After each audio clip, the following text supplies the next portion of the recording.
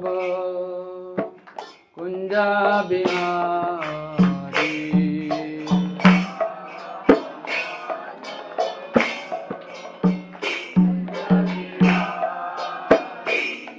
जय राधा माधव कुंजा बिहारी।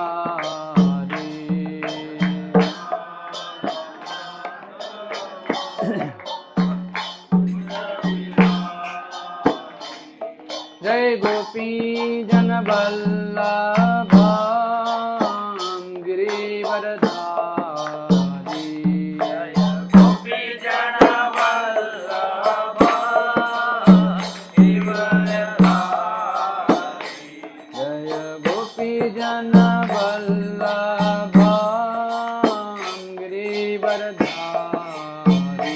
जय गोपी जन वल्लभ गिरिवरधारी। यशोदानंदन व्रज जनरंजना। यशोदानंदन यशोदानंदन भज व्रज जनरंजना। यशोदानंदन भज जनरंजना। यमुना तीरावनचारी। यमुना तीरावनचारी। यमुना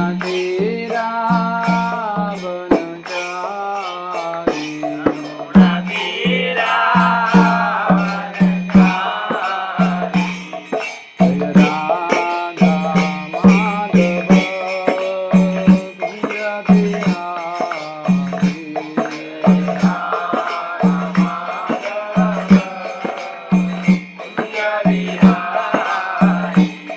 जय राधा माधव कुंज बिहारी।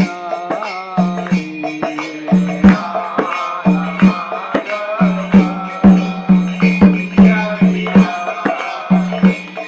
जय गोपी जन वल्लभ गिरिवरधारी।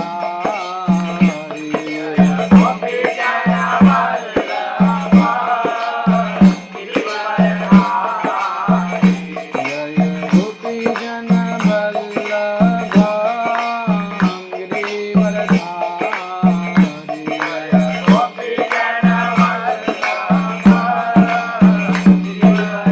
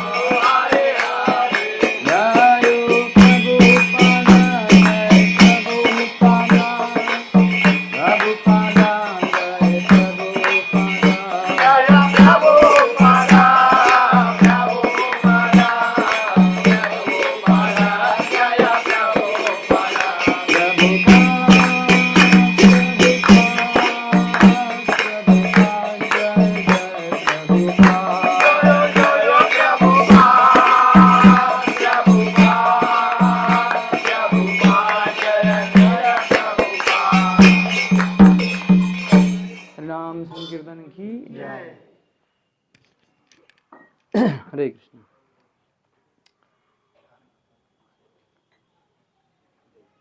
आपण एक छोटंसं भजन गाऊया आणि त्याच्यानंतर मग थोडंसं कथा करूया. हे बोल.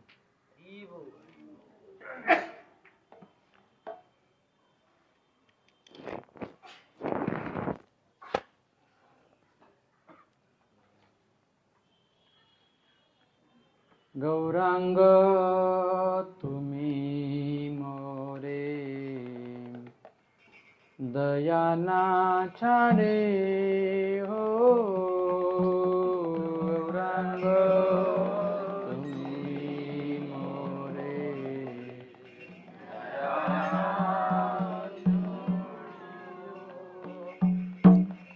गौरांग तुम्ही मोरे दयाना छाडे हो.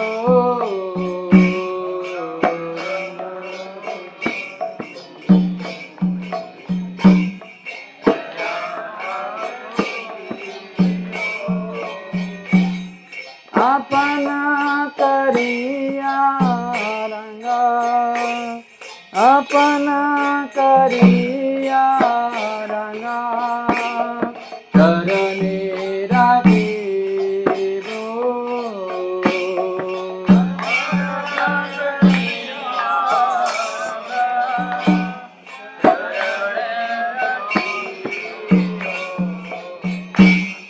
आपण करिया रंगा आपण करिया रंगा करणे रागे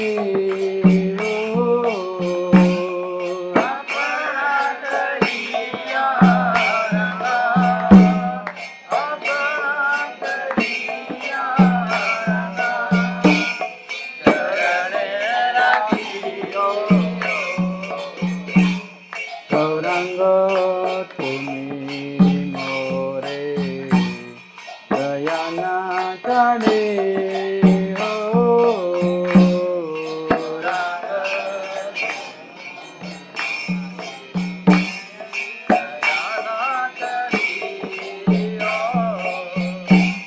तुम्हारा चरण लागे ते सब लागेलो. तुम्हारा चरण लागे सबसे लागेलो.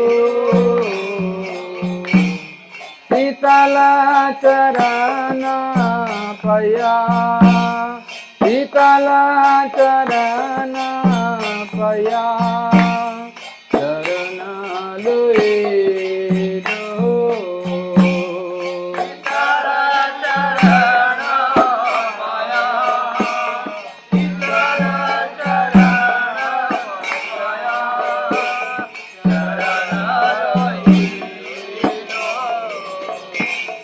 गौरांग तुम्ही मोरे दयाना छाडे हो.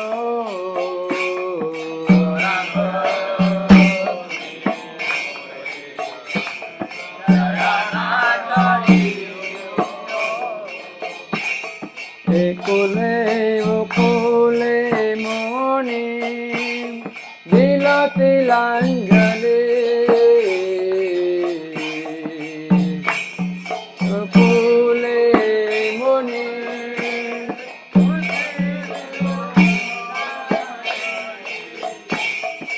फुले फुले मोनी दिल तिलांजली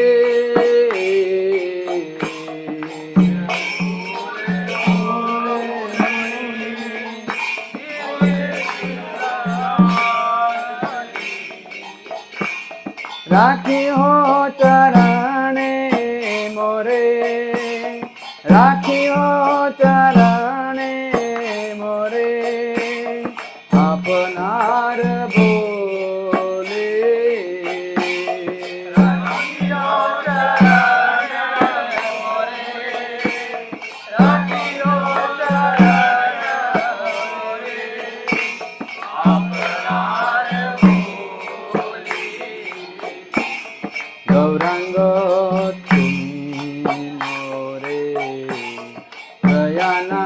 चढ़े हो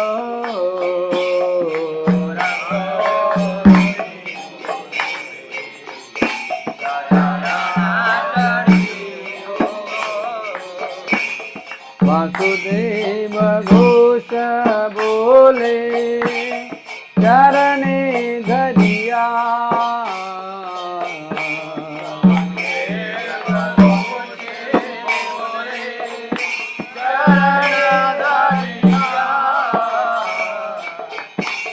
वासुदेव घोष बोले चरणे धरिया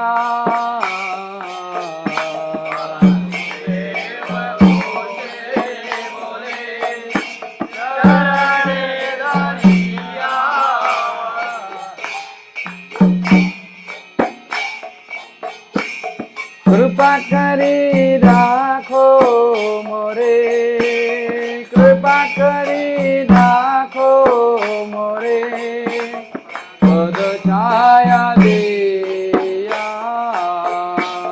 कृपा करी राखो मोरे कृपा करी राखो मोरे पद छाया गौरांग तुम्ही मोरे दयाना चले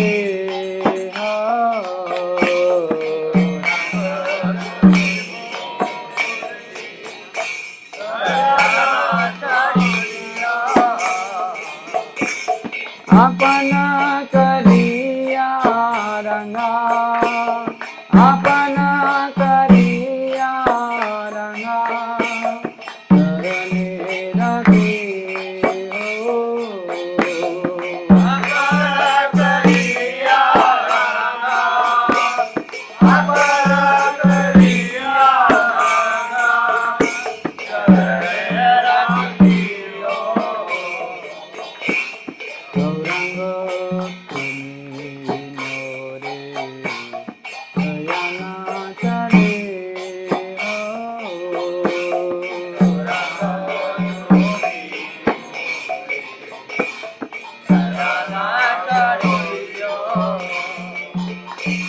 गौरांग महाप्रभु की जय।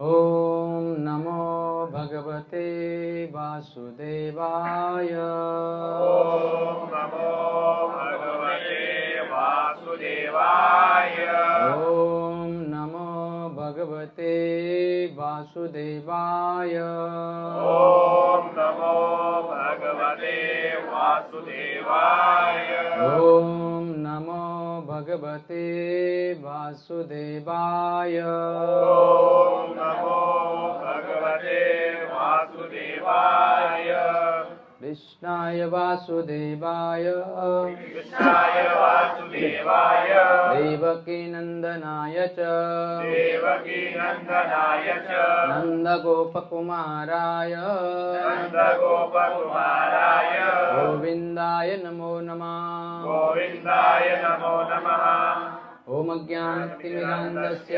ज्ञानाञ्जनशलाकया चक्षुरुन्मिलितं येन तस्मै श्रीगुरवे नमः श्रीचैतन्यमनोभीष्टं स्थापितं येन भूतले स्वयं रूप कदा मह्यं ददाति स्वपदान्तिकं वन्देऽहं श्रीगुरु श्रीयुतापदकमलं श्रीगुरु वैष्णवाञ्च श्रीरूपं सागरजातं सहगना रघुनाथामितं तं सजीवं साद्वैतं सावधूतं परिजनासहितं कृष्णचैतन्यदेवं श्रीराधा कृष्णपदान् सहगना ललिता श्रीविशाखान्वितां च नमो विष्णुपदाय कृष्णप्रेष्ठाय भूतले श्रीमते भक्तिवेदांत स्वामी इति नामिने नमस्ते सरस्वती देवे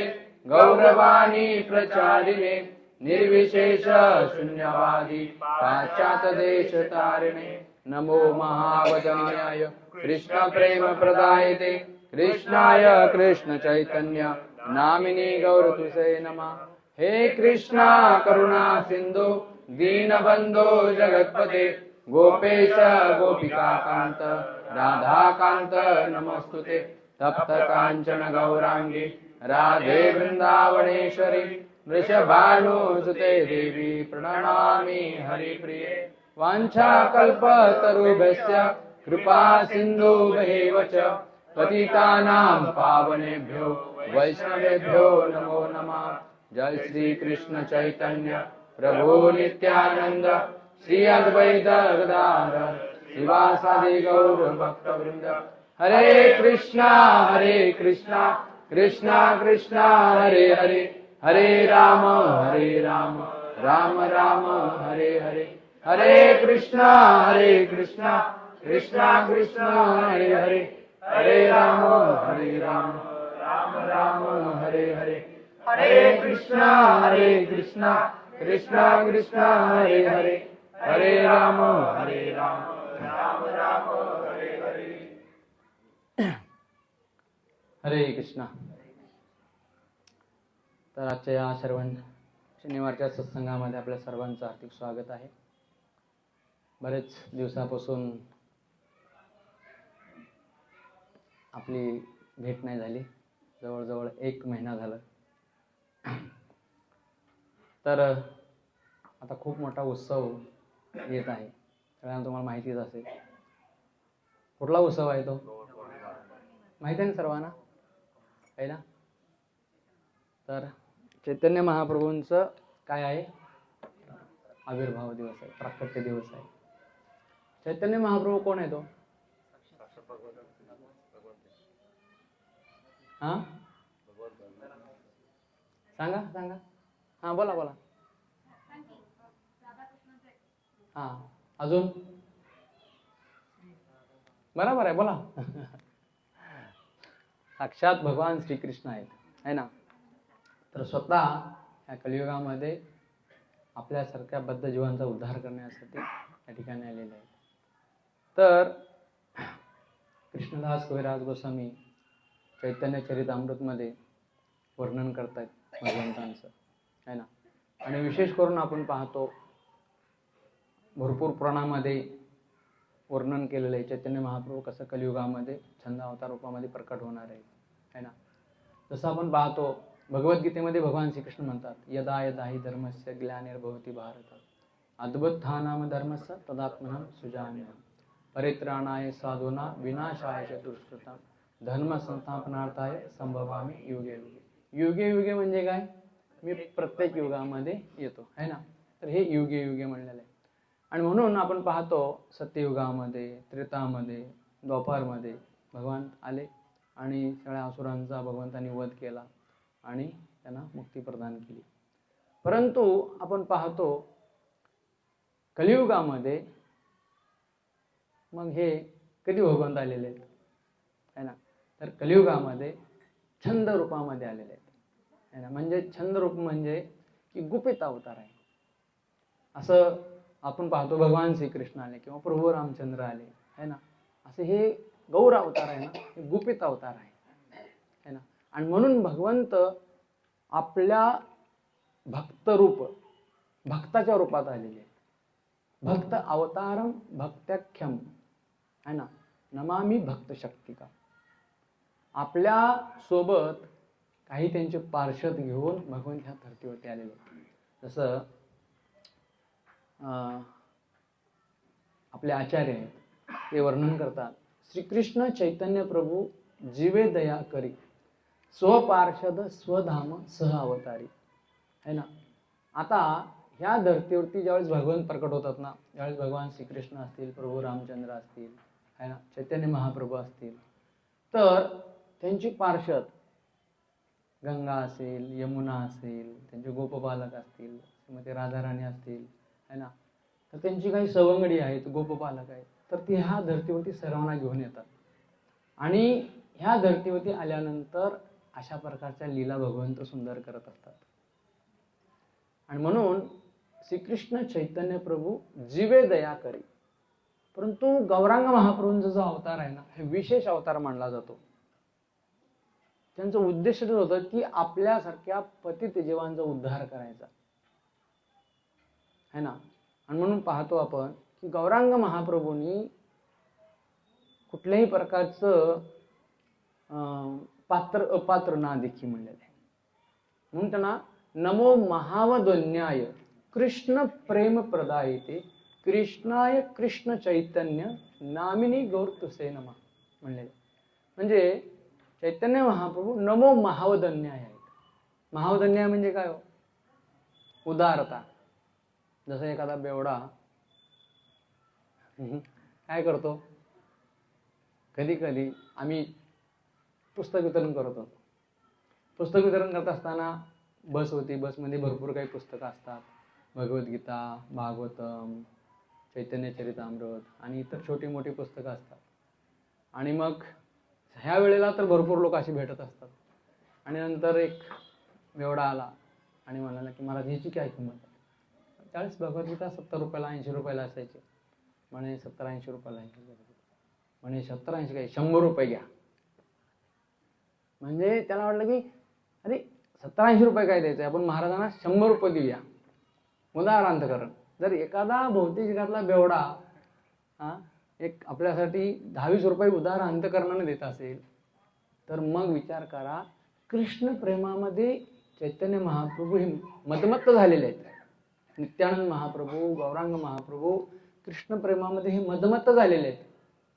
आणि हे काही भौतिक धन वाटत नाही आहेत. गोलोक प्रेमधन हरिनाम संकीर्तन हे वाटतायत है ना. आणि हे विचार करत नाहीत की हा कसा आहे, पापी आहे, हा सुंदर आहे, हा स्त्री आहे, हा पुरुष आहे, हा बालक आहे, हे कोण आहे बघत नाहीत. जे बी कोणी त्यांच्याकडे येईल त्याला काय करतायत, ती कृपा ते देत आहेत. आणि म्हणून कृष्णदास कविराज गोस्वामी वर्णन करतायत की हजारो लोकांनी काय केलेले, आपलं जीवन परिवर्तन केलेले. आणि चैतन्य महाप्रभूंनी अशा जीवांना काय केलेले, त्यांचा उद्धार करून टाकले. आणि म्हणून नमो महावदन्याय कृष्ण प्रेम प्रदायते, कृष्ण प्रेम त्याने आपल्याला दिले, प्रदायते कृष्णाय कृष्ण चैतन्य, तेच भगवान श्रीकृष्ण है ना.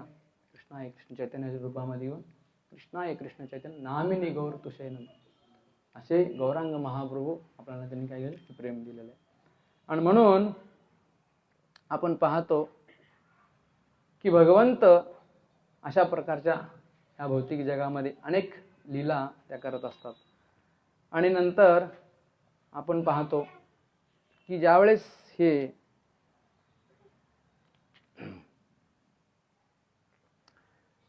तर असं म्हणलात की गौरांग महाप्रभू ज्यावेळेस हे संकीर्तन आंदोलन सुरू केलं नवदीपमध्ये, तर असं म्हणतात की हजारो लोक याच्यामध्ये सामील व्हायचे. विचार करा. आणि चैतन्य महाप्रभूंनी आपलं जे कृष्ण प्रेम आहे ते उदार अंतकरणाने सर्वांना देऊन टाकलेलं होतं. आणि त्यांच्यामध्ये अशी शक्ती संचार व्हायची, जर एखादा व्यक्ती कीर्तन करत असेल आणि चुकून दुसऱ्याला जरा स्पर्श झाला तर तो देखील काय करायचा, हरे कृष्णा कृष्णा कृष्णा हरे हरे, हरे राम राम राम हरे हरे, अशा प्रकारे तो इतरांना काय करायचा, कृष्ण नाम घेण्याची प्रवृत्त करायचा. आणि त्याला करून जरा स्पर्श करत असेल, चला त्या व्यक्तीला जर स्पर्श झाला तर तो देखील व्यक्ती काय करायचा, हरे कृष्णा कृष्णा कृष्णा हरे हरे, हरे राम राम राम हरे हरे, असं करता करता सर्व गावच्या गाव हरिनाम घेऊ लागत होता. विचार करा. तर एवढं चैतन्य महाप्रभूंनी काय केलेलं होतं, हे जीवांना कृष्ण प्रेम दिलेलं होतं. तर चैतन्य चरितामृतमध्ये याचं सुंदर असं वर्णन केलेलं आहे कृष्णदास कविराज गोस्वामी. आणि म्हणून आपण पाहतो की निमाईचा जो उद्देश होता, लहानपणापासूनच बाल असते त्यावेळेसपासूनच ज्यावेळेस भगवंत प्रकट झाल्यानंतर आपण पाहतो की सची माता, जगन्नाथ मिश्र त्यांचे माता पिता होते. आणि ज्यावेळेस चैतन्य महाप्रभू प्रकट झाल्यानंतर ते घरामध्ये रडायचे. आता स्वाभाविक आहे, बालक म्हणल्यानंतर रडणारच आहे ना. आणि रडत असताना ज्यावेळेस चैतन्य महाप्रभू रडायचे आणि सर्व सचीमाता, सर्व तिथल्या आजूबाजूच्या शेजाऱ्याच्या जे काही सचीमातेच्या मैत्रिणी असायच्या ते यायच्या भेटायला वगैरे. आणि काही केलं तर गौरांग महाप्रभू किंवा हे निमाई काय करायचे, रडणं काही थांबत नव्हतं. आणि म्हणून सगळे काय करायचे, हरिहरीचं कीर्तन करायचे, हरे कृष्ण महामंत्राचं कीर्तन करायचे. आणि त्यावेळेस चैतन्य महाप्रभू शांत राहायचे. आता विचार करा की लहानपणापासूनच चैतन्य महाप्रभू किंवा निमाई हे आपल्याला दाखवून देत आहेत की माझा जो अवतार झालेला आहे कशासाठी झालेला आहे, हरिनाम संकीर्तन करण्यासाठी. आणि म्हणून ज्यावेळेस त्या स्त्रिया आता बालक रडण्याचं थांबलेलं आहे म्हणून कीर्तन थांबायचं, त्यावेळेस निमाई काय करायचे, जोर जोरात रडू लागायचे. आणि रडल्यानंतर मग पुन्हा स्त्रिया काय करायच्या, घरामध्ये कीर्तन करायच्या. तर असं नियमितपणे चालायचं. आणि तो एक नित्यक्रमच बनून गेला की जर निमाईला शांत करायचं असेल तर एकच मार्ग आहे, तो म्हणजे हरे कृष्ण महामंत्राचं कीर्तन करणं. आणि कीर्तन केल्यानंतर आपण पाहतो निमाई हे शांत व्हायचे. आणि असं करत करत करत मग आपण पाहतो की अशा प्रकारे जगन्नाथ मिश्रांच्या घरी दररोज असा संकीर्तनांचा कार्यक्रम चालू लागला. आणि काही दिवस गेल्यानंतर ज्यावेळेस हे निमाई पंडित थोडंसं मोठं झाले आणि ते चालू लागले, रांगू लागले घरामध्ये. तर लहान बालक म्हणलं तर इकडं तिकडं काय होतं, रांगतं वगैरे. आणि रांगत असताना आपण पाहतो की एकदा सचीमातेच्या अंगणामध्ये एक भला मोठा साप आलेला होता. आणि साप आल्यानंतर निमाई त्याच्याबरोबर खेळू लागले. आता विचार करा, छोटंसं बालक आहे आणि ते बालक त्या सापाबरोबर खेळत आहे. आपण काय करू, आपण साप आहे सांगायला राहू पण नाही, आपण राहणार पण नाही आपण, है ना. कारण चैतन्य महाप्रभू हे जाणत होते ते अनंत शेष आहेत आणि भगवंतांना अनंत शेष भेटण्यासाठी आलेले. आणि अनंत शेषाबरोबर भगवान श्रीकृष्ण काय करतायत, चैतन्य महाप्रभू हे खेळत आहेत त्यांच्याशी. आणि ज्यावेळेस हे सचीमातेनं पाहिलं, आता विचार करा, ती माता आहे, सचीमाता जगत माता आहे. आपल्या मातेला प्रत्येक बालक हे खूप प्रिय असतं. आणि असं बालक ज्यावेळेस सापावर खेळण्याला पाहिलं मातेनी, ती खूप घाबरून गेली. आणि सर्व आजूबाजूच्या स्त्रियांना त्यांनी बोलवलं, खूप मोठा सगळं भक्त समूह त्या ठिकाणी आला आणि सर्व घाबरून गेले, त्यांना भीती वाटायला लागली. आणि हे पाहिल्यानंतर तो साप काय करू लागला, जाऊ लागला. कारण सापाला कधी गोंधळ गावळ केलं की तो लगेच निघून जात असतो. तर निमाई त्याला काय करू लागले, परत जात असताना आपल्याकडे असं ओढून घेऊ लागले आणि परत त्याच्याशी खेळू लागले. म्हणजे तो साप जात असताना देखील निमाई काय करायची, त्याला आपल्याकडे ओढून घ्यायची. तर बघू शकतो, तर अशा प्रकारचे भगवंत बाल्यलीला करू शकतात, है ना. हे भगवंतच करू शकतात, आपण करू शकत नाहीये. कोणी ट्राय देखील करू नका. आणि कारण आमच्या आश्रममध्ये एका भक्ताने असं ट्राय केलेला होता त्यांनी सापाबरोबर खेळण्याचा, आणि खूप त्याला सापाने डंस देखील केला आणि मरता मरता देखील वाचला. 3-4 लाख रुपये त्याला गेले. तर अशा प्रकारचा हा साप काय करतो, डंस करतो. आणि ज्यावेळेस नंतर मग आनंद शेजाने पाहिलं की सचीमाता आणि सगळे भक्तच सगळे काही घाबरून गेलेले आहेत. आणि मग तिथून तो आनंद शेष काय करतो, साप तिथून निघून जातो. तर भगवंत हे काय असतात, भगवंत असतात, हे दाखवून देतात. जरी लहान जरी असले भगवंत तर काय करतात, सापाबरोबर खेळतात. ज्यावेळेस भगवान श्रीकृष्ण वृंदावनमध्ये होते आणि वृंदावनमध्ये असताना आपण पाहतो भगवंत देखील कालियाबरोबर काय करत होते, नृत्य करत होते, है ना. पाण्यामध्ये त्याच्या मस्तकावरती भगवान श्रीकृष्ण नृत्य करायचे, है ना. आणि ह्या ठिकाणी आता तेच कृष्ण चैतन्य महाप्रभूंच्या रूपामध्ये आलेले, निमाईच्या रूपामध्ये आलेले आहेत आणि ह्या ठिकाणी सापाबरोबर देखील खेळत आहेत. तर अशा प्रकारे भगवंत मधुर त्या ठिकाणी नवद्वीपमध्ये लीला करू लागतात. आणि नंतर मग आपण पाहतो ज्यावेळेस भगवंत हे 4 महिन्याचे होते, 4 महिन्याचं ज्यावेळेस बालक होतं भगवंत. आणि एकदा काय झालं की सचीमाता आणि जगन्नाथ मिश्र हे काय करतात, भगवंतांना निमाईला आपल्या पाळण्यामध्ये झोपवून ते काय करतात, निघून जातात बाहेर, काही बाजारामध्ये काही धान्य आणण्यासाठी निघून जातात. आणि गेल्यानंतर आपण पाहतो की त्यांना येण्यासाठी थोडासा उशीर होतो. आणि निमाई या ठिकाणी उठतात, झोपेतून उठतात आणि पाहतात, खूप रडतात. आणि रडल्यानंतर म्हणतात की तुम्हाला कोणीच नाही इथं घेण्यासाठी वगैरे. आणि म्हणून आता विचार करा, की छोटंसं बालक या पाळण्यातून उठतं खाली, आणि उठल्यानंतर घरामध्ये जे काही धान्य होतं, जे काही माठ होते, जे काही घरामध्ये ज्वारी असेल, गहू असेल, सगळं धान्य अस्ताव्यस्त, सगळी भांडी कुंडी सगळे काही अस्ताव्यस्त करून टाकतात आणि परत जाऊन झोपतात ह्याच्या आपल्या पाळण्यामध्ये. आता विचार करा की भगवंत हे छोटेसे बालक आहेत, 4 महिन्याचे बालक आहे, तर कसं काय शक्य आहे हो हे? ते भगवंत कसं काय उतरले असतील, है ना? कारण ते भगवंत आहेत. आपलं बालक कधी उतरणार नाही पलंगाच्या खाली, है ना, पाळण्यातून कधी उतरणार नाही आपलं बालक, परंतु भगवंत आहेत ते. अनुवयनान महतो मैया, लहानात लहान येऊ शकतात आणि मोठ्यात मोठं येऊ शकतात, ते काही करू शकतात. आणि म्हणून भगवंत त्या ठिकाणी उतरतात आणि सगळ्या घरातल्या वस्तू सगळ्या अस्ताव्यस्त करतात आणि परत जाऊन झोपतात.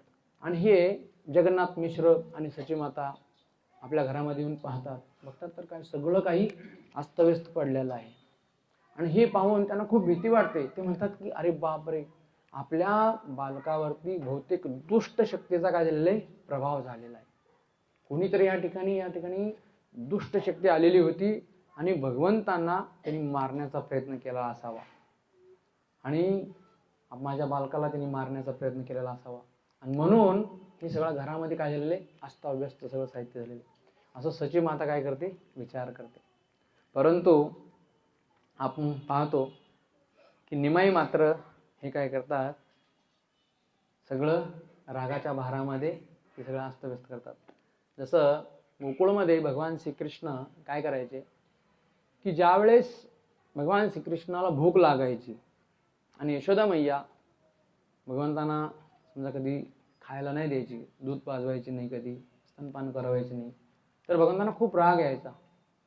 आणि राग आल्यानंतर भगवंतांनी काय केलं होतं, सगळे काही दुधाचे, दह्याचे, तुपाचे जे काही माठ होते मोठमोठे, ते माठ भगवंतांनी सगळे फोडून काढलेले होते आणि सगळं लोणी दही त्या ठिकाणी सगळं असं अस्ताव्यस्त पडलेलं होतं. आणि ते सगळं पाहून भगवान श्रीकृष्ण खूप घाबरून गेले. आता मी इतकं नुकसान केलेलं आहे, आता यशोदा मैया मला काय करणार आहे, सोडणार नाही, मला मारणार. आणि म्हणून स्वतः भगवान काय करतात, लपण्यासाठी जातात, है ना. आणि अशीच लीला या ठिकाणी निमाई देखील काय करतायत, सचीमातेच्या घरी करतायत. सगळं धान्य जे काही घरातल्या खायच्या वस्तू आहेत, भांडी आहेत, सगळं काही अस्ताव्यस्त फेकून देत आहेत. तर हीच सगळ्या लीला त्या ठिकाणी गौरांग महाप्रभू करतायत सचीमातेच्या घरामध्ये. आणि एवढंच नाही तर आपण पाहतो की भगवंत आपल्या भक्तांबरोबर अशा अनेक आदान प्रदानच्या लीला करत असतात. आणि ह्या ठिकाणी पुढं चैतन्य भागवतमध्ये सुंदर वर्णन केलेले वृंदावनदास ठाकूरांनी. एकदा काय होतं की मैया सचीमाता काय करते, निमाईला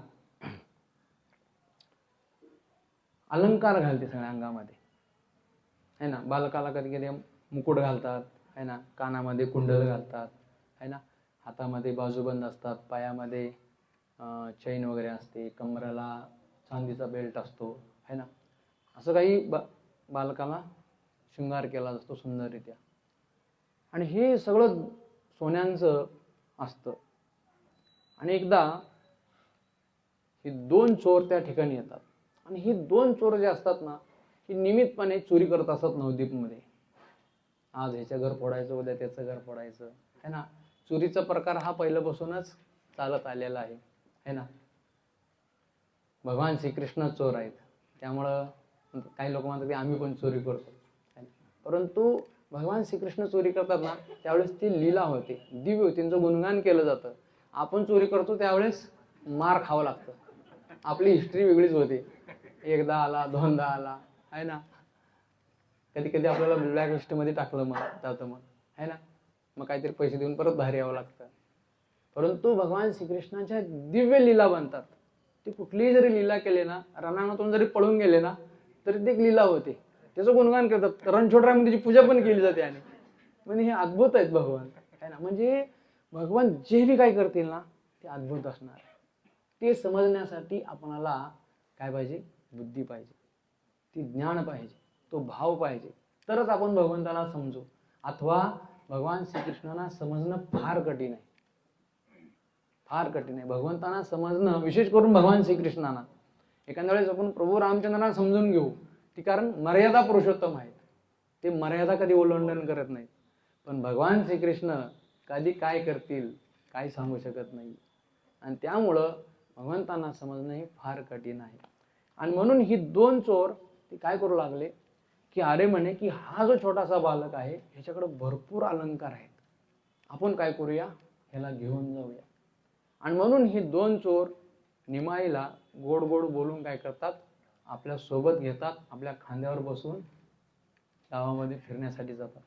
आणि त्यांना वाटतं की आपण आता काय करूया, ह्या बालकाला आपल्या खांद्यावरती बसून दूर घेऊन जाऊ आणि ह्याचे जितके काही अलंकार आहेत, गळ्यामध्ये कंठार आहे, कानामध्ये कुंडल आहेत, बाजूबंद आहेत, पैजणं आहेत, कंबरबल्ट आहे. आणि एक चोर म्हणतो मी कुंडल घेणार, दुसरा चोर म्हणतो मी कंठहार घेणार, दुसरा म्हणतो मी बाजूबंद घेणार, कोणी म्हणतं मी पैजण घेणार, कोण म्हणतं मी कंबरबेल्ट घेणार. यांची ही चर्चा चाललेली आहे, मी हे घेणार, मी ते घेणार. आणि असं करत करत काय करतायत, त्याला निमाईला दूर घेऊन जात आहेत. आणि दूर घेऊन गेल्यानंतर निमाईला खाण्यासाठी पण देतात. आणि आधीमध्ये तुला मिठाई खा, तुला फ्रूट खा, हे खा, ते खा. आणि निमाई मात्र मस्तपैकी खाऊन त्यांच्या खांद्यावरती बसून गावामध्ये फिरून येत आहेत. आणि योगमायेचा प्रभाव बघा की ह्यांना काय वाटलं, या चोरांना, आपण निमाईला त्याच्या घरापासून दूर घेऊन गेल्याचं वाटलं. परंतु निमाई हे काय आहेत, भगवंत आहेत, है ना. त्यांना कोण फसवणार आहे, है ना. परंतु योगमायेनं असं काही त्यांच्या चक्र फिरवलं, ते ज्यावेळेस फिरून आले ना, ते पुन्हा त्याच ठिकाणी आले. आणि ते म्हणतात की निमाईला की निमाई आता खाली उतर, खाली उतर, आता काय आलेले, घर आलेलं आहे आपलं. आणि निमाई म्हणतात ठीक आहे ठीक आहे, आपलं घर आलेलं आहे, आलेले घर. आणि ज्यावेळेस उतरतात निमाई आणि उतरून ती चोर पाहतात की अरे आपण जिथून निमाईला नेलं होतं तिथंच परत आपण आणून सोडलेलं आहोत, है ना. आणि जसं हे पाहतात आणि त्यावेळेस तिला खूप घाबरून जातात ते. आणि इकडं जगन्नाथ मिश्र, सची माता, त्यांना खूप काळजी वाटते, अरे आपला बालक गेला कुठं, गेला कुठं. म्हणते इकडं शोधू लागतात, तिकडं शोधू लागतात, ह्याला बघा, तिकडं बघा, ह्याच्या घरामध्ये बघा, तिकल्या गलीमध्ये गेला का बघा. हे खूप धावपळ करू लागतात. आणि जसं जगन्नाथ मिश्रांना हे निमाई दिसतात आणि त्यांना घेण्यासाठी तिकडून ते पळत येत असतात. आणि पळत येत असताना ही दोन चोर पाहतात की अरे बापरे, जगन्नाथ मिश्र काय करतायत, पळत येत आहेत, आता ते आपल्याला मारतील. म्हणून ही दोन चोर काय करतायत, तिथून पळ काढतायत. विचार करा, जगन्नाथ मिश्रांना वाटतं की निमाई कुठेतरी दूर गेला असेल, ह्या दोन व्यक्तींनी ह्यांना परत माझ्या घरी आणून दिलेलं आहे. आणि म्हणून जगन्नाथ मिश्र त्यांना काहीतरी गिफ्ट, त्यांना काहीतरी भेट वस्तू देण्यासाठी ते धावत होते. आणि त्या चोरांना वाटत होतं की आता आपणाला काय करणार, पकडणार आणि मारणार, नुसतं पकडणार नाही, है ना. चोराच्या मनात काय असतं, चांगलं असतं. म्हणून पोलीस लोक लगेच ओळखतात, है ना. त्यांना लगेच समजतं, प्रभूंना खूप एक्सपिरियन्स आहे त्या गोष्टीचा, है ना. आणि म्हणून चोराच्या मनात चांगलं होतं. आणि म्हणून ही लोक काय केली, दोन्ही चोरं त्या ठिकाणून पळून गेली. तर बघू शकतो की बालक निमाई इतकं सुंदर, हे मधुर यांचं रूप, आहे ना, त्या ठिकाणी सर्वांना आकृष्ट करायचं. आणि हे दोन चोर त्या ठिकाणी काय होतात, मग पळून जातात. आणि पळून गेल्यानंतर आपण पाहतो त्या ठिकाणी ज्यावेळेस निमाई आपल्या घरामध्ये असताना अनेक स्त्रिया, बालक त्या ठिकाणी यायचे. आणि आल्यानंतर सर्वजण घरामध्ये कीर्तन करायचे. आणि कीर्तन करत असताना आणि निमाई हे लहान बालक असतानाच काय करायचे, घराच्या बाहेर जायचे. आणि घराच्या बाहेर जाऊन मिठाईची सुंदर सुंदर दुकानं असायची. जसं तुम्ही वृंदावनमध्ये जर गेला ना, सुंदर मिठाईची दुकानं असतात, ना मिष्ठान सगळं भांडार, सगळं मिठाईची दुकानं असतात सुंदर सुंदर. आणि निमाई त्या ठिकाणी जायचे आणि प्रत्येक मिठाईच्या दुकानातून थोडी थोडी मिठाई घेऊन यायचे आहे ना.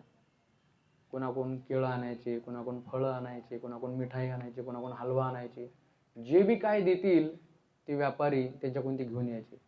कारण निमाई इतके सुंदर असायचे, इतकं त्यांचं सुंदर रूप होतं की त्यांनाही वाटायचं की ही किती बालक सुंदर आहे. आणि त्यांच्याकडे ते आकृष्ट होऊन जायचे.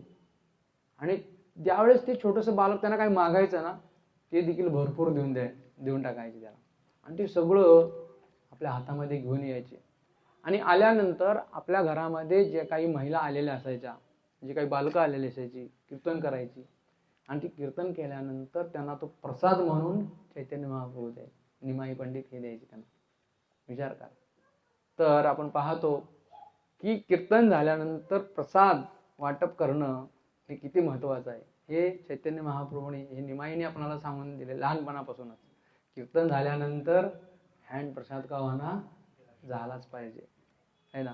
त्याच्याशिवाय प्रोग्राम परिपूर्ण होत नाहीये आहे ना. आणि म्हणून प्रसाद हा वितरित केला जातो. आणि हे निमाईने दाखवून दिलं. तर पुढं आपण पाहतो की अनेक प्रकारचे त्या ठिकाणी स्त्रिया असायच्या, बालकं असायची आणि दररोज हे खेळ खेळायचे. तर असं होतं की निमाई लहानपणी आपल्या बालकाबरोबर रोज गंगा स्नान करण्यासाठी जायचे. बाजूलाच गंगा आहे त्या ठिकाणी. आता थोडंसं दूर गेलेले, पहिलं जवळच होती. कारण प्रत्येक वेळेला गंगा नदीचा पूर आला की प्रवाह बदलत असतो. आणि म्हणून थोडंसं नदीचं पात्र देखील आता खूप कमी झालेलं आहे. आणि त्या ठिकाणी अनेक आपली बालकं आहेत, त्या ठिकाणी बालकांना सोबत घेऊन त्या नदीमध्ये स्नान करायचे. अनेक लीला त्या ठिकाणी भगवंत करायचे. तर एकदा काय होतं, काही ब्राह्मण त्या ठिकाणी स्नान करत असतात. आणि स्नान करत असताना हे निमाई पंडित इतके आगाऊ असतात की जो ब्राह्मण गायत्री असतो पाण्यामध्ये, तर ते काय करतात, त्याच्या डोक्यावरती जाऊन बसतात किंवा त्याच्या खांद्यावरती जाऊन बसायचे. किंवा एखादा ब्राह्मण बुडकी मारत असेल पाण्यामध्ये, तर पाण्यामध्ये जाऊन त्याचं आणखीन काय करायचे, पाय ओढायचे. तर अशा प्रकारे अनेक त्या ठिकाणी निमाई पंडित ही लीला करायचे. आणि हे करत असताना ते ब्राह्मण त्यांना खूप हे व्हायचं की अरे हा निमाई इतका आगाव आहे, इतका असं का करत आहे. आणि म्हणून ते कधी कधी जगन्नाथ मिश्रांकडे यायचे तक्रार करण्यासाठी की तुमचा निमाई अशा प्रकारे आम्हाला करत आहे, पाण्यामध्ये आम्हाला गंगा स्नान केल्यानंतर आम्हाला त्या ठिकाणी त्रास देत आहे. त्या ठिकाणी तक्रार करायची त्यांचे आईवडिलाकडं. आणि हे ऐकल्यानंतर जगन्नाथ मिश्र म्हणायचे ठीक आहे, मी काय करेन त्यांना सांगेन. आणि ज्यावेळेस निमाईला विचारायचे जगन्नाथ मिश्र की निमाई तू असं का करतो.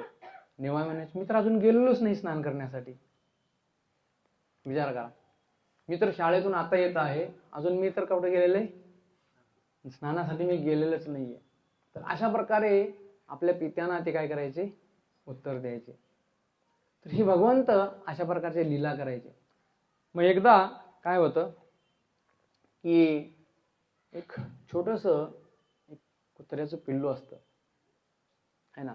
कुत्र्याचं पिल्लू हे निमाईला खूप आवडतं. आणि म्हणून त्याला निमाई काय करतात, आपल्या घरी घेऊन येतात. आणि घरी घेऊन आल्यानंतर त्याची खूप सुंदर काळजी करतात. त्याला खायला देणं, त्याला पाणी पाजवणं, त्याला बसण्यासाठी आसन, म्हणजे त्याची इतकी सुंदर काळजी ते घेत असतात. आणि सची माता पाहते की बापरे, हिने काय केलेले, घरामध्ये कुत्रा आणलेले. आणि असं म्हणतात की ब्राह्मणाच्या घरामध्ये कुत्रा असू नये है ना. कारण असं म्हणतात की ज्यावेळेस आपण भगवंतांना नैवेद्य वगैरे घेऊन जातो तर त्या कुत्र्याची नजर त्याच्यावरती पडते आणि तो खाण्याची इच्छा करतो. आणि म्हणून घरामध्ये कुत्रं ठेवायचं नसतं कधी है ना. आणि निमाईने तर काय केलेलं आहे, आता घरामध्ये कुत्रा आणलेले. आणि सची माता म्हणते ठीक आहे, आजच्या दिवस आपण याला काय करू, ठेवू. आणि ज्यावेळेस उद्या निमाई शाळेत जाईल त्यावेळेस याला आपण काय करू, दूर कुठंतरी सोडून देऊ, असं विचार करते. आणि मग निमाई काय करतात, दुसऱ्या दिवशी पुन्हा शाळेला जातात आणि सचीमाता त्या पिल्ल्याला नेऊन सोडून देते. आणि जसं नंतर मग निमाई शाळा करून पुन्हा घरी येतात, पाहतात तर घरामध्ये कुत्र्याचं पिल्लूच नाही आहे. आणि ते खूप रडू लागतात की पिल्लू गेलो कुठं माझं. आणि ती खूप रडू लागतात आणि परत त्याला शोधण्यासाठी जातात आणि पुन्हा त्याला घेऊन येतात. विचार करा. तर इतकं गौरांग महाप्रभू काय करायचे, जीवावरती दया करायचे. तर ही त्यांची करुणा आहे, ही त्यांची कृपा आहे. त्यांनी त्या पिल्ल्याला आपल्या घरी पुन्हा घेऊन आलं आणि त्यांना पुन्हा खाऊ पिऊ घातलं. तर अशा प्रकारे भगवंत हे काय करायचे, अशा अनंत लीला करायचे, अनेक लीला करायचे. आणि असं करत करत असताना आपण पाहतो की एक दिवस हे निमाई पंडित थोडंसं मोठे होतात आणि मोठे झाल्यानंतर आपण पाहतो की एक जो ब्राह्मण आहे, संन्यासी, त्या गावामध्ये आलेला असतो. संध्याकाळची वेळ झालेली असते आणि असं म्हणतात की पूर्वीच्या काळी लोक चातुर्मासामध्ये काय करायचे, 4 महिने निवासस्थान करायचे आहे ना. साधू पुरुष सगळे साधू ऋषीमुनी 4 महिने काय करायचे, एकाच ठिकाणी राहून साधना करायचे, सेवा करायचे, भक्ती करायचे. आणि 4 महिने चातुर्मास झाल्यानंतर ते 8 महिने फिरतीवर राहायचे. पहिले काही ट्रेन, बसेस, गाड्या, मोबाईल अशा प्रकारचं कुठलंही उपकरण नव्हतं. तुम्हाला कुठं जायचं म्हणलं तर सगळे पायी रस्ते असायचे, पायी पायी जायचं लागायचं. आणि मग असाच एक संन्यासी हा काय करतो की भ्रमंती करत असतो आणि तो आपल्या झोळीमध्ये बालगोपालांची मूर्ती घेऊन तो भ्रमंती करत असतो. त्यांनी संपूर्ण काशी, रामेश्वर, मथुरा, वृंदावन सगळं काही त्यांनी केलेलं असतं. आणि असं करत करत करत तो जगन्नाथ मिश्रांच्या घरी येतो. आणि घरी आल्यानंतर त्या ठिकाणी जगन्नाथ मिश्र देखील फार प्रसन्न होतात की आपल्या घरामध्ये साधू आलेले आहेत. आणि म्हणून त्यांच्यासाठी खूप सुंदर काय करतात, व्यंजन वगैरे बनवण्याचा प्रयत्न करतात. पण तो हा ब्राह्मण कोणाच्याही हातचं खात नसतो. त्यामुळं मग काय म्हणतात ते की तो स्वतः बनवायला तयार करण्यासाठी सगळा भोग तो स्वतः बनवतो. आणि मग त्याच्यासाठी सगळं संपूर्ण सामग्री त्या ठिकाणी घेऊन येतात. पुन्हा किचन सगळं स्वच्छ करतात आणि भगवंताला सुंदर तो मग ब्राह्मण काय करतो, भोग बनवतो. आणि भोग बनवल्यानंतर आपण पाहतो तो म्हणतो भोग बनवण्याच्या अगोदर सचिव मातेला आणि जगन्नाथ मिश्रांना की आता मला काही भूक नाही आहे, तर मी काय करेन, काहीतरी मला थोडंसं फळ वगैरे द्या, मी गोपालजींना तेच अर्पण करेन आणि ते ग्रहण करून झोपून जाईन. पण हे खूप आग्रह करतात. खूप जगन्नाथ मिश्र आणि सची मातेला इतका आनंद झालेला असतो आणि त्या आनंदाच्या भारामध्ये ते काय करतात की त्यांना विनंती करतात की नाही तुम्ही काय करा, भोग बनवा, गोपालजीला भोग बनवा आणि तुम्ही त्याचं ग्रहण करा. आणि नंतर मग हे खूप आग्रह केल्यानंतर हे ब्राह्मण काय करतात, भगवंताला भोग बनवतात. आता भोग बनवायचं म्हणल्यानंतर विचार करा, कमीत कमी तास 1.5 तास तरी जाणार. भाजी, चपाती, डाळ, राईस, पीठ 4-5 आयटम बनवायचे म्हणल्यानंतर आहे ना. आणि एवढं सगळं बनवून झाल्यानंतर हा ब्राह्मण आपल्या गोपालजीला काय करतो, नैवेद्य दाखवतो आणि डोळे झाकून मंत्र वगैरे म्हणतो. नमो ब्रह्मण्यदेवाय गो ब्रह्महिताय च जगतहिताय कृष्णाय गोविंदाय नमो नमः, अशा प्रकारे मंत्र म्हणू लागतात. आणि जसं मंत्र म्हणू लागतात तसं त्या ठिकाणी काय होतं, निमाई येतात आणि त्या प्लेटमध्ये हात घालून ते खाऊ लागतात. आणि खाल्ल्यानंतर ज्यावेळेस हा ब्राह्मण डोळे उघडून पाहतो की ह्या बालकांनी हा भोग खाल्लेला आहे, त्यावेळेस काय म्हणतो तो, हाय हाय हाय हाय हाय हाय अशा प्रकारे मोठमोठ्याने म्हणू लागतो. आणि हे पाहिल्यानंतर त्या ठिकाणी सची माता, जगन्नाथ मिश्र धावत पडत येतात, काय झालं काय झालं पाहण्यासाठी. आणि बघतात तर काय, हे निमाईने काय केलेलं आहे, हा ब्राह्मणांचा भोग जो आहे हा उष्टा केलेला आहे. त्यांना खूप दुःख होतं की बापरे काय केलंय आपल्या बालकांनी, की या ब्राह्मणांनी इतका वेळ देऊन हे काय भोग बनवलेला आहे आणि काय केलेलं आहे, ह्या बालकांनी उच्चिष्ट केलेलं. आणि ते पुन्हा क्षमा याचना मागतात आणि पुन्हा एकदा ब्राह्मणाला विनंती करतात की कृपया करून तुम्ही काय करा, पुन्हा भोग बनवा तुमच्या गोपालजींना. आणि असं विनंती केल्यानंतर ते म्हणतात की आता बस झालं, काही भगवंताची इच्छा आहे की आम्ही आज काय करणार, उपास करावा. तरी पण हे खूप आग्रह करतात की अतिथी देवो भव मंडळी, जर अतिथी उपाशी राहिला तर आपणाला कसं काय भोजन करता येईल, म्हणून ते खूप आग्रह करतात. आणि आग्रह केल्यानंतर पुन्हा ब्राह्मण काय करतो, भोग बनवतो. सगळी सामग्री आणतात, पुन्हा सगळं किचन साफसफाई, बर्तन सगळे साफसफाई करणं, आणि हे सगळं केल्यानंतर पुन्हा काय होतं, नैवेद्य दाखवला जातो. आणि जसं हा ब्राह्मण नमो ब्रह्मण देवाय गो ब्रह्म हिताय च जगदिताय कृष्णाय गोविंदाय नमो नमः असं म्हणतो, तर त्या ठिकाणी पुन्हा निमाई येतात आणि काय करतात, भोग स्वीकार करतात. आणि असं केल्यानंतर पुन्हा तो ब्राह्मण काय म्हणतो, हाय हाय हाय हाय हाय हाय अशा प्रकारचा तो ओरडत असतो.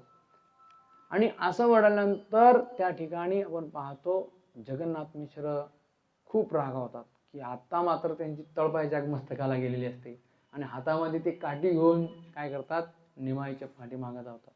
निमाईला विचारतात की तू असं का करतो, तर निमाई म्हणतात की तो ब्राह्मण मला बोलवत आहे म्हणून मी जात आहे खाण्यासाठी. पण हे जगन्नाथ मिश्रांना समजत नसतं की हे असं का म्हणत आहेत. मग कारण प्रत्येक मातेला पित्याला आपला पुत्र आहे, हा काय होतं, हा पुत्रच असतो आहे ना. परंतु ही साधारण माता पिता नव्हती आणि साधारण बालक नव्हतं. कारण त्यामुळं अशा प्रकारे चैतन्य निमाई त्यांना उत्तर द्यायचे. आता मग त्या ठिकाणी निमाईचे दुसरे मोठे बंधू होते विश्वरूप, त्या ठिकाणी ते पण आलेले असतात. आणि आल्यानंतर जगन्नाथ मिश्र, सचीमाता आणि हे विश्वरूप हे देखील फार सुंदर असतात, इतकी दिसायला सुंदर असतात आणि इतकं स्वभाव त्यांचा सुंदर असतो आणि दिसायला सुंदर असतात, त्यांचा स्वभाव सुंदर असतो. ते खूप त्या ब्राह्मणाला विनंती करू लागतात की ब्राह्मण देवता आता फक्त एकदा बनवा, शेवटची बार. तिसऱ्यांदा ती ब्राह्मण भोग बनवण्यासाठी तयार होतो. आता विचार करा आपण काय केलं असतं या ठिकाणी, हा काय केलं असतं, जरा आत्मपरीक्षण करा. हा काय केलं असतं, राहू द्या ठेवा म्हणलं असतं, काय देव खातोय का, एक टायमाला नाही खाल्लं काय झालं असतं. हा एकदा बनवता बनवता आपल्याला नको होतं, ते तीनदा कोण बनवणार आहे ना. म्हणून त्या ठिकाणी आपण पाहतो की ह्या ठिकाणी मात्र ह्या ब्राह्मणाचं देखील खूप प्रेम होतं भगवंतावरती. त्याला वाटायचं की मी एखाद्या वेळेस उपाशी झोपन, पण गोपालजी आहे ना, आणि गोपालजी उपाशी राहणार, सगळे घरातले उपाशी राहणार आहे ना. अतिथी देवो भव, अतिथीला सोडून कसं काय ते खाणार. आणि म्हणून विश्वरूपांच्या म्हणण्यानुसार, त्यांच्या विनंतीनुसार हा ब्राह्मण पुन्हा भोग बनवतो. आणि विचार करा, संध्याकाळच्या वेळेपासून ही लीला ज्यावेळेस चालू होते तर मध्यरात्र होते. तिसऱ्यांदा ज्यावेळेस भोग बनवतात त्या ठिकाणी पुन्हा तिसऱ्यांदा भोग बनवून हा ब्राह्मण भगवंतांना पुन्हा अर्पण करतो. आणि अर्पण केल्यानंतर त्या ठिकाणी मंत्र म्हणतो, नमो ब्रह्मण देवाय गो ब्रह्म हिताय जगदिताय कृष्णाय गोविंदाय नमो नमः असं म्हणल्यानंतर पुन्हा त्या ठिकाणी निमाई येतात आणि पुन्हा त्या प्लेटमधला भोग काय करतात, खातात. आणि खाल्ल्यानंतर हाय हाय हाय हा ब्राह्मण म्हणतो. परंतु किती जरी हाय हाय म्हणलं तर तिसऱ्यांदा कोणीच आलेलं नसतं. कारण भगवान निमाईनी, भगवान चैतन्य महाप्रभूंनी आपल्या योगमायेद्वारे सगळ्यांना झोपवून टाकलेलं असतं. आणि त्यावेळेस त्या निमाई पंडित त्या ब्राह्मणाला म्हणतात की हे ब्राह्मण, तू कसला ब्राह्मण आहेस, हा मला माझ्यासाठी तू प्रेमानं इतका भोग बनवतोस आणि सर्व काही तू माझ्यासाठी करतोस, आणि ज्यावेळेस मी खाण्यासाठी येतो त्यावेळेस तू हाय हाय करतोस, हा खाऊ नका म्हणतोस, हे कसलं आहे तुझी, असं म्हणतात. आणि ज्यावेळेस ह्या निमाईनी त्या ब्राह्मणाला आपलं रूप दाखवलं, षडभुज रूप दाखवलं, तर त्यावेळेस तो ब्राह्मण, तो संन्यासी काय झाला, प्रसन्न झाला की माझं किती सौभाग्य आहे की ज्या ठिकाणी मी ज्यांच्या घरामध्ये राहत आहे त्या ठिकाणी साक्षात ब्रह्मांडाची अनंत कोटी ब्रह्मांडांची नायक हे काय त्यांच्या घरी निवास करतात, जगन्नाथ मिश्रांच्या घरी. आणि अशा घरी माझं वास्तव्य होत आहे, हे माझं किती परम सौभाग्य आहे. आणि म्हणून तो ब्राह्मण भगवंतांची खूप सुंदररीत्या स्तुती करतो आणि स्वतःला कृतज्ञ समजतो की माझं किती परम सौभाग्य आहे. आणि जितका काही तो भोग होता, एकदा बनवण्याला, दोनदा बनवण्याला, तीनदा बनवण्याला, तो काय करतो, तो खाऊ लागतो, आपल्या संपूर्ण अंगाला लावून घेतो तो. आणि जय गोपाल जय गोपाल जय गोपाल जय गोपाल तो अशा प्रकारचा मंत्र जप करू लागतो आणि खूप आनंदी होतो. आणि एवढंच नाही तर चैतन्य महाप्रभू त्याला म्हणतात की हे संन्यासी, तू मात्र ही जी लीला आहे, मी जी तुला माझं षडभुज रूप दाखवलेलं आहे, ही तू मात्र कोणाला सांगायचं नाही. आणि जर सांगितलास तर तुझं काय होईल, आयुष्य कमी होईल. आणि म्हणल्यानंतर तो संन्यासी असं म्हणतात की तिथून पुन्हा कधीही त्यांनी नवदीप सोडलेलं नाहीये. तो संन्यासी काय करायचा, प्रत्येक वेळेला संन्यासी म्हणल्यानंतर भ्रमंती असायची, कारण ज्याच्या शोधामध्ये हा संन्यासी होता, एकदा भगवंत भेटल्यानंतर कोण फिरणार आहे ना. म्हणून असं म्हणतात की ज्या संन्याशांना जे दर्शन दिलं भगवंतांनी निमाईनी, आणि ते दर्शन झाल्यानंतर तो संन्यासी पुन्हा कधीही प्रवास केलेला नाही.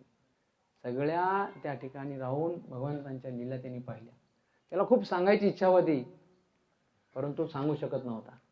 आणि मग दुसऱ्या दिवशी ज्यावेळेस पहाटे ब्रह्ममुहूर्तामध्ये जगन्नाथ मिश्र, सचीमाता, विश्वरूप सगळे उठतात आणि विचारतात, तुमचा भोग वगैरे लागला ना व्यवस्थित, तुमचं झालं ना, प्रसाद वगैरे तुम्ही घेतला ना. ते म्हणतात सगळं व्यवस्थित झालेलं आहे, काय काळजी करू नका तुम्ही. आणि प्रसाद कुठं आहे, आणि प्रसाद मी सगळा खाल्लेला आहे. तर अशा प्रकारे निमाई काय करतायत, त्या ठिकाणी लीला करतायत.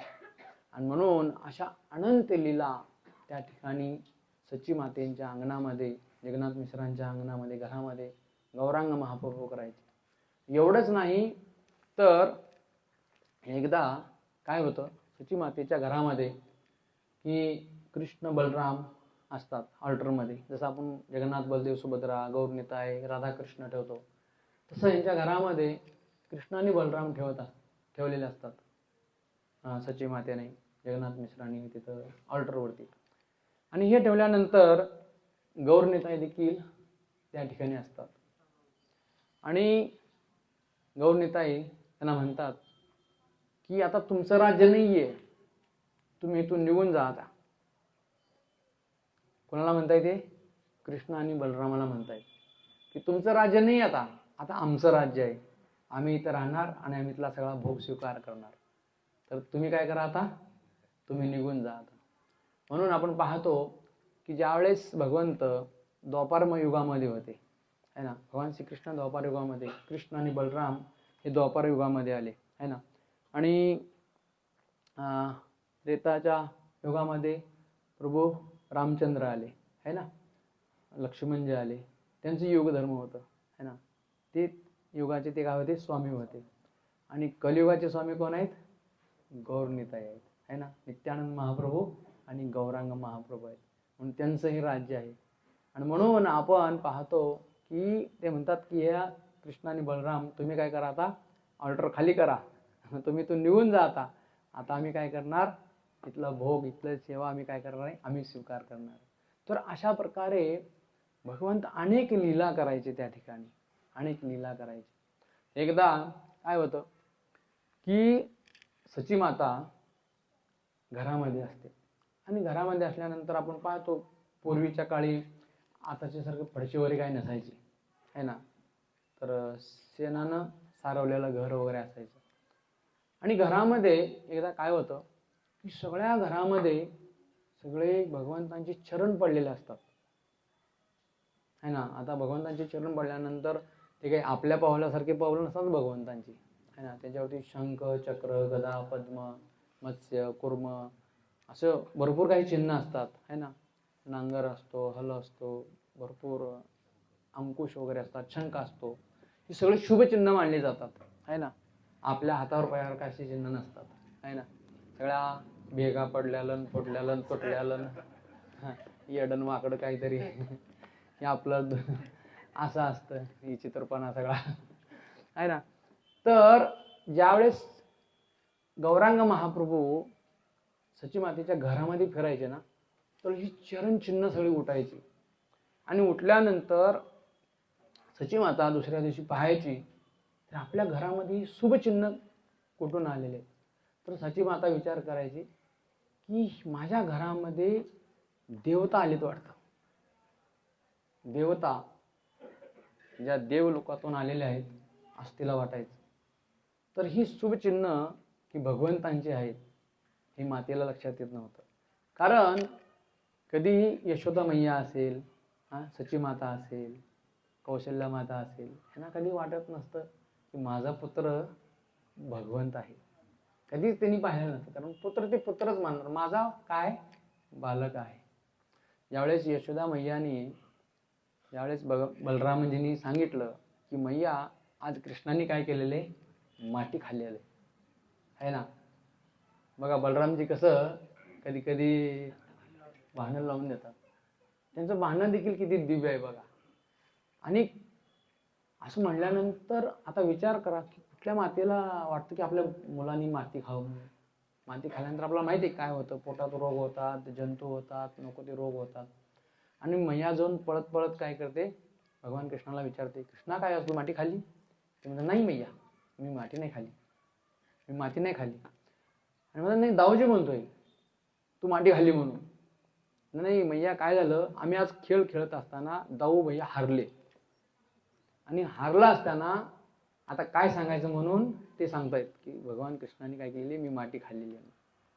तरी पण मैयाला खरं वाटत नाहीये आणि म्हणून ते म्हणते की ठीक आहे मग तुझं काय कर, मुख दाखव आणि तोंड पाहते. विचार करा आता भगवान श्रीकृष्ण छोटेसे बालक आहेत. ज्यावेळेस असं दाबून असं आ करतात ना भगवान, त्यावेळेस काय पाहते मैया, संपूर्ण ब्रह्मांड पाहते है ना. नक्षत्र, तारे, समुद्र, अनंत कोटी ब्रह्मांड पाहते. आणि ह्या अनंत कोटी ब्रह्मांड पाहून ही पाहते की आपण भगवान श्रीकृष्णांच्या मुखामध्ये काहीतरी पाहत आहोत हे देखील पाहते. विचार करा. म्हणजे ज्यावेळेस चारी बाजूने आरशे लावतात ना, तर नेमकं कळत नाही की आपण कुठेही आहे ना. तर तसं यशोदा मैयेला झालेलं होतं की यशोदा मैया गोंधळून गेली की ज्यावेळेस आपण छोट्याशा बालकांचं ज्यावेळेस मुख पाहतो किंवा आपलं मुख उडवतो तर काय होतो, सगळा दुर्गंध बाहेर येतो. दात हलके फुलके सगळे पडलेले आणि झडलेले आहे ना, वाकडे तिकडे सगळं विचित्रपणा आपला असतो. परंतु भगवंतांचं मुख देखील आपण पाहतो की भगवंतांनी आपल्या मुखामध्ये अख्खं ब्रह्मांड साठवून ठेवलेलं. ब्रह्मांड काय, अनंत कोटी ब्रह्मांड त्यांच्या शरीरातून रोमछिद्रांतून बाहेर पडत असतात. त्यांना एक ब्रह्मांडाचं दर्शन द्यायला काय हरकत आहे ना. आणि ही सगळं पाहून यशोदा मैया फार गोंधळून जाते, कळत नाही. आणि पुन्हा मग भगवान काय करतात, पुन्हा आपली योग माया आहे ती पुन्हा दूर करतात आणि काढल्यानंतर पुन्हा मग मैया काय करते, भगवान श्रीकृष्णांना आपलं बालक समजते. कारण अशा प्रकारची लीला आहे ना, अशा प्रकारची लीला भगवंत आपल्या भक्तांबरोबर करत असतात. आणि ह्या ठिकाणी देखील जगन्नाथ मिश्रांच्या घरी गौरांग महाप्रभू जे निमाई पंडित आहेत ते अशा प्रकारची सुंदर सुंदर लीला ह्या करत असतात. आणि म्हणून तर काही पुराणामध्ये, काही शास्त्रामध्ये यांचं वर्णन केलेले चैतन्य महाप्रभू काय आहेत, हे स्वयं कृष्ण आहेत, तेच भगवान श्रीकृष्ण आहेत. आणि तेच भगवान श्रीकृष्ण कलियुगामध्ये काय केलेले आहेत, आपल्या भक्तावतार घेऊन ह्या ठिकाणी आलेले आहेत आपल्यासारख्या पतित जीवांचा उद्धार करण्यासाठी. म्हणून श्रीमद भागवतमध्ये म्हणलेलं आहे की कृष्ण वर्णम तुषा कृष्ण संगोपांगाश पार्षदम यज्ञ संकीर्तने प्रायी यजंती ही सुमेधसा. तर असं म्हणतात की करभाजन ऋषी प्रश्न विचारतायत मिनी महाराज करभाजन ऋषींना प्रश्न विचारतायत. त्यावेळेस ते सांगतायत, ते म्हणतात की ह्या कलियुगांचा उद्धार कसं होणार.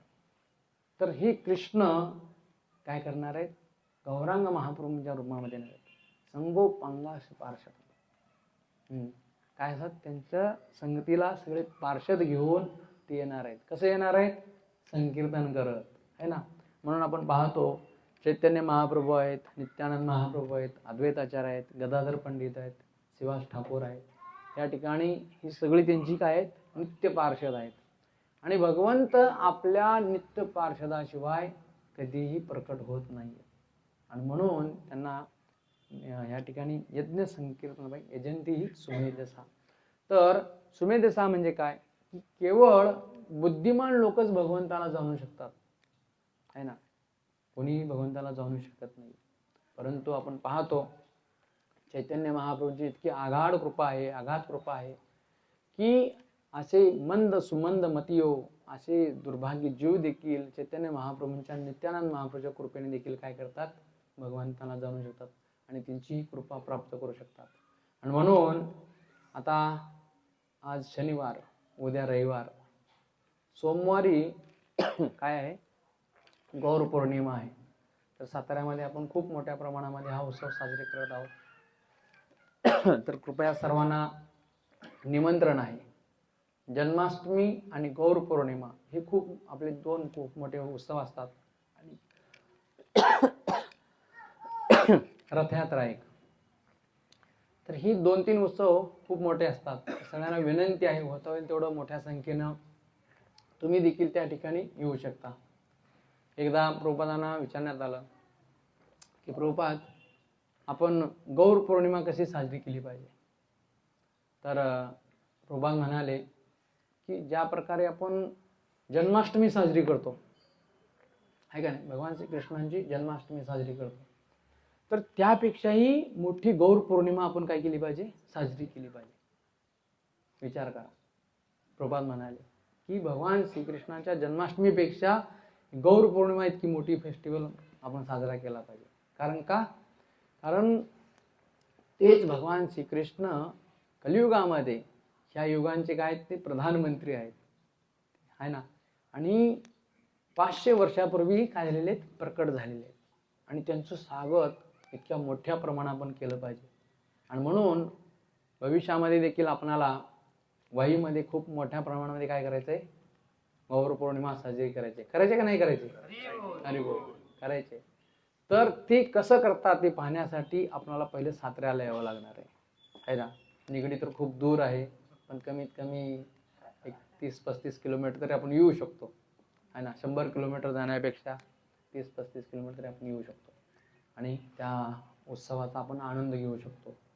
जगन्नाथ मिश्रा फेस्टिवल असो दुसऱ्या दिवशी, तर लगट असं 2-3 दिवसाचा सत्संग आहे, तर सत्संगाचा देखील तुम्ही लाभ घेऊ शकता. तर अशा अनंत लीला आहेत भगवंतांच्या, तुम्ही ऐकू शकता, वाचू शकता.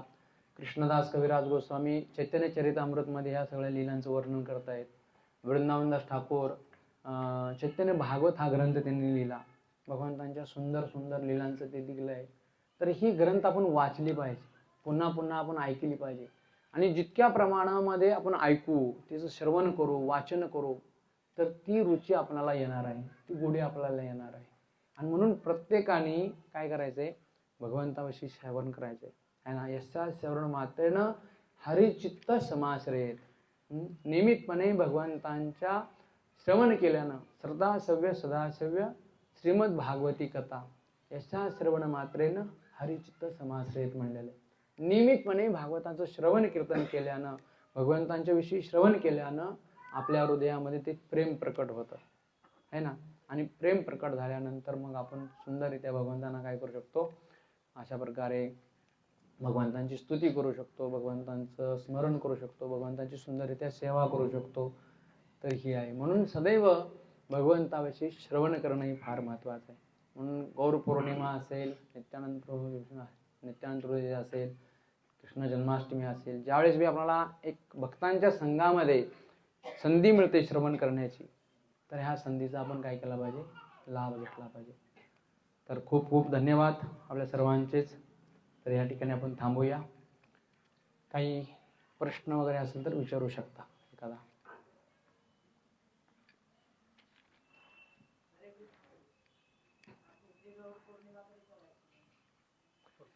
पुढच्या शनिवारी करूया, आहे ना सर्वांना वेळ.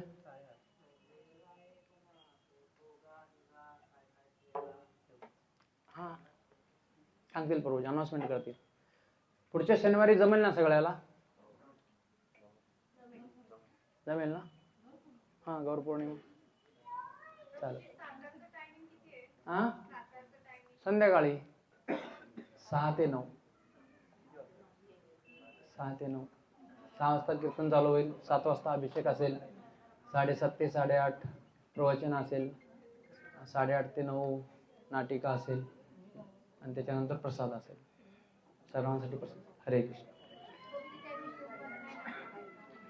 उपास त्या दिवशी दिवसभर उपास असतो सोमवारी आणि दुसऱ्या दिवशी उपास सोडायचा असतो.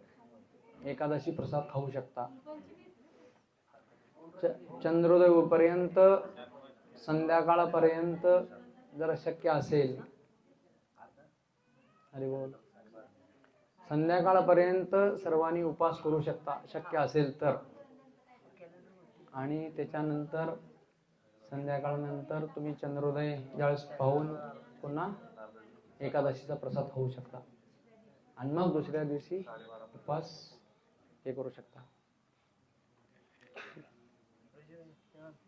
कॅलेंडर मध्ये दुपारपर्यंत उपास कुठला? आपल्या विश्वाचं कॅलेंडर